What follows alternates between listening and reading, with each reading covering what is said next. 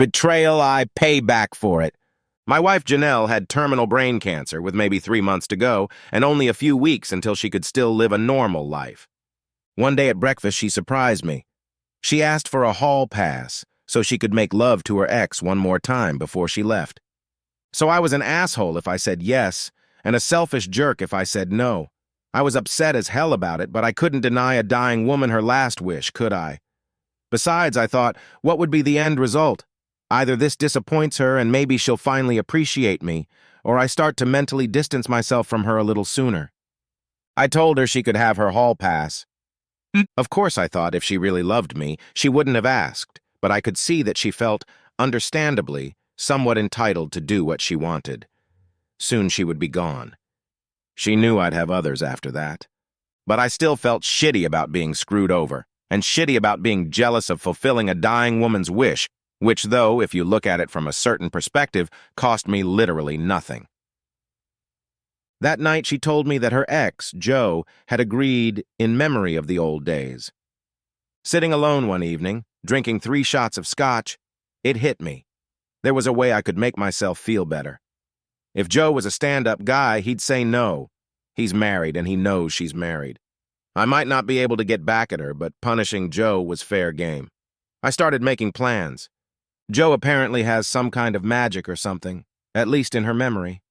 After this is over, Janelle may or may not come to me to apologize. Either way, Joe has no respect for me.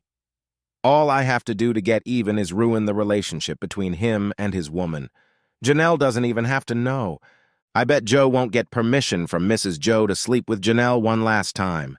So either I'll find a way to seduce Mrs. Joe, or I'll tell her what's up and let her make sure he pays. Maybe she'll even do the same to me. Either way, Joe would get his. That suited me just fine.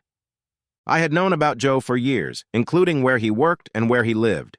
Janelle didn't know what I knew. She backed up old computer files, including about booking trips when they were together. I dug around, just to satisfy my curiosity about what kind of guy I was supposedly better than. From what I found, I was satisfied that he wasn't a threat. My mistake. While Joe was at work, I went over to his house. I figured if his wife was home, I could talk to her. If she wasn't, I could wait until she got home. There was a Home Depot truck in the driveway. I figured it was an appliance delivery or something. I decided to wait it out. More than an hour later, a guy came out and the truck drove off. I got out, walked over there and knocked. Imagine my surprise when a pretty Mrs. Joe came to the door in her bathrobe. "I'm just on my way to take a shower," she said. "I don't know what you're selling, but we're not interested." "It's about your husband," I said. "He's sleeping with my wife." Stunned, she let me in. As soon as the door closed behind me, I could smell the odor of sex coming from her. There was something wrong with her hair, too.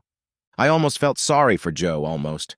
As she stood stunned, I took a picture of her, then went to their bedroom where I took a picture of the stained sheets before she caught up with me and asked, "What the hell?" "Insurance," I said. Then I told her about Joe and Janelle. I scrolled her through a recording I'd made on my phone where Janelle confirms to me that today is the day. Joe's wife called his office and found out he wasn't there. "Divorce him now and you could be the aggrieved party. He doesn't have to see this," I told her, showing her my phone. "But if you don't, then I'll send these pics and he'll know. Your choice." She chose divorce. Janelle died 6 weeks later. She apologized to me, but not for hurting me by sleeping with Joe. After the funeral, I sent him pictures of his wife cheating on him. Payback is a cruel thing.